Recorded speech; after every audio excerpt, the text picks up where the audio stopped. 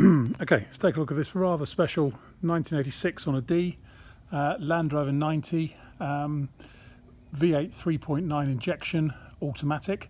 Now the first thing to state is that it's not an original factory built V8.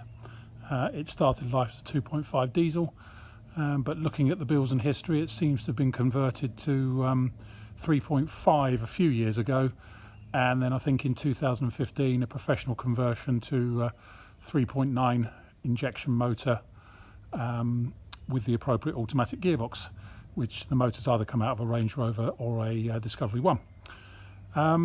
It's been refinished in, I think the colour is Land Rover Mosswood Green, which was on the Range Rover 4.2 LSE Classic. I think that's the colour, but again I could be wrong on that, but I did have one last year that looked very similar to this, with black roof and black wheel arches. And as you can see, it's a pretty big spec one. It's been built with great care and attention to detail. It's been built for proper off-roading. It's obviously seen a bit of action, but it goes like stink. It sounds brilliant, and I absolutely love it. I'll try and get all the spec in, but I may well miss things, so bear with me on that. It's got a matching set of 4 Cooper Discoverer STT 265/75 R16 tyres on black modular rims. Hasn't got a spare, but you're never going to need a spare with these big tyres. Has it got a spare actually? Of course it has. What are you talking about? Yes, it's got spare on a spare wheel carrier. I was thinking about another car.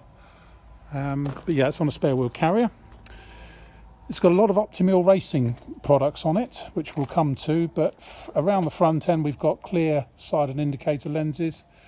We've got the JBL truck light, I think they're JBLs, these ones, truck light style headlamps.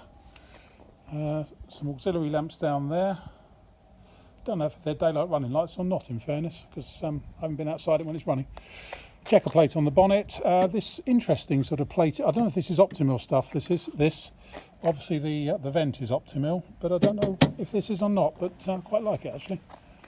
Obviously it's got the full external roll cage on it and a stainless steel snorkel. It's got little lamp guards on it here. Optimil heater vent on the side here.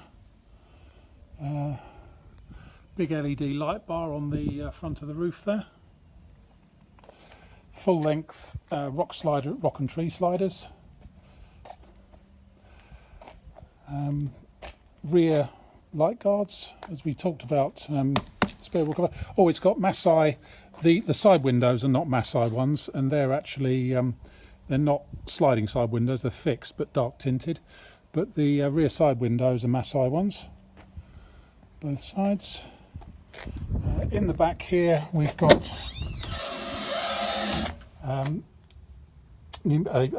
ram for the tailgate. Tailgate is covered in checker plate, and in the back here we've got a very secure, I imagine this is actually a gun box with some bits and bobs in there, but it looks like it's properly bolted into the vehicle, so I suspect that's a box for guns.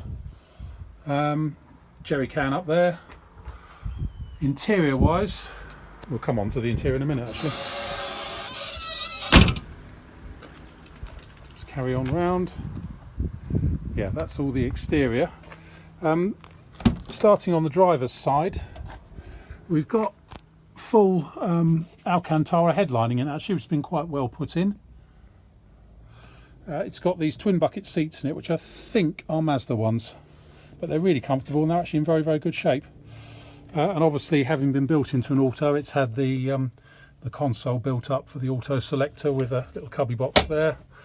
Now, up on the dash here, we've got electronic instruments, including electronic speedo, and when you switch on, everything goes beep round to full, then back again, which is quite nice. And then loads of extra switches and things over here for extra lights, CB radio. Hasn't got a stereo in it, but you're never going to hear it anyway because it's quite loud. And a lockable cubby box over there.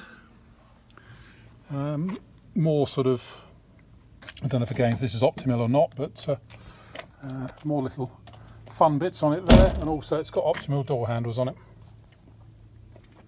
So that's pretty much all the spec. The only thing I've missed out, it's got a front steering guard and diff guards on it as well. Right, let's go around and pick up some good bits and bad bits, As it's been used for off-roading, there are a few hedge scratches on it here and there. No major dents, but it's been built and used for its true purpose. All looks quite presentable around the front end. Obviously it's had some light guards on it at some point because it's got the holes in the wing tops there for it. But all looks quite smart. I don't know when it was painted, but can't have been that long ago, but I don't know, 3-4 years ago. The odometer says 4,000 miles, which is the mileage I think since it was built up to this standard, so it's possible it was painted then.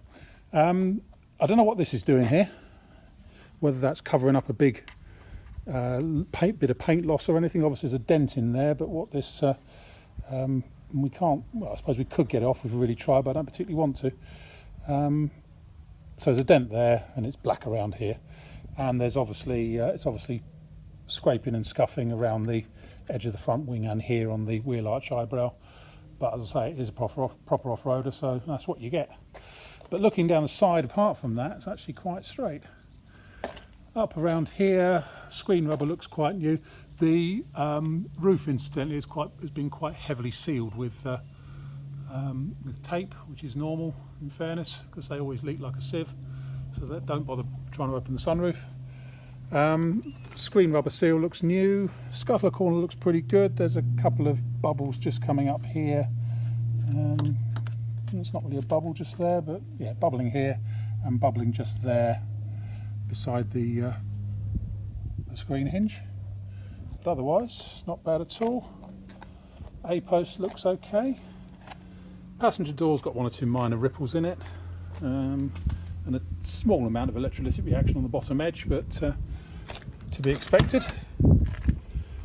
In here, so we've talked about the interior, it's actually really quite pleasant, it's very good. Anyway, on to more prosaic matters. Door bottom on the passenger door actually feels perfect. I don't know if that's a new door or not. Oh, it's a reconditioned one. It's had a new section let in at the bottom edge of the door there. So door cards aren't in the first flush of youth. They have been taped on at the back here, and they're the harder style door cards. Missed a bit of dirt down there on the door card, sorry about that. Near side rear wing has got 1 or 2 hedge scratches on it here and there. That looks pretty good up there. Little bit of reaction coming up around the side windows. Up here, some scratching from hedges and things. Around the tail end, all looks very tidy. Incidentally, let's have a quick look underneath it. In the back there, as you can see, actually looks quite nice and honest. Around the tail end, cross member looks good from this side. Rear door, actually very good. Again, yeah, door bottom frame is excellent. Probably been repaired again.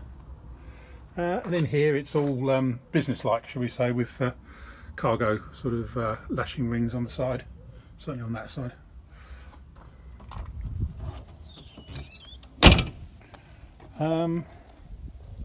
Looking down the offside, again, pretty straight and tidy. Slight parking dink in the barrel side on the driver's door. That's about your lot. Some reaction just up here on the side panel, but otherwise all looks rather good. Offside door, some reaction just here on the front edge of the offside door, and some down here. A couple of slight ripples in the paint just there. Offside front wing, a couple of scratches on the eyebrow and a couple of scuffs just around here, but that's really about it. And again inside, same with this door card, it has been taped on because it's the hard style door card.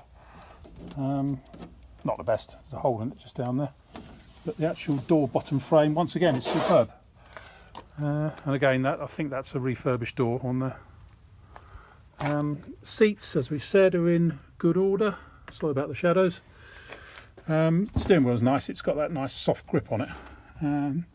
Dash is all good. This panel here is slightly discoloured, but she is a 32-year-old Land Rover, whichever way you look at it. Strictly speaking, it's not a Defender, it's a 90. There you have it. I really like it. I'm very impressed with the way it drives.